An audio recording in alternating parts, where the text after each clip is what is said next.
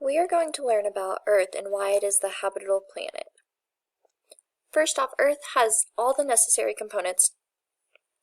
You need liquid water, an atmosphere, oxygen, protection from solar wind, soil, sunlight, and carbon dioxide. For our atmosphere, the mass is created because of our gravitational pull on the gas molecules. The temperature we get from the sun gives the molecules a higher velocity that helps keep them in the atmosphere and they cannot escape. Our magnetic field protects us from the solar wind. It's also what holds in our atmosphere. We have this due to our liquid outer core. It is what keeps it strong and keeps it going. Next off, we have soil.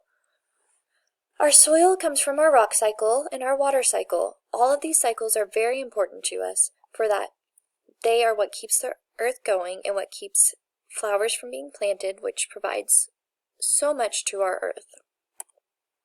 Our plate tectonics are what keeps our magnetic field strong. Whenever they move, it helps keep the magnetic field in place and working. All of these components are great because they keep everything together and help it to where we can live on the earth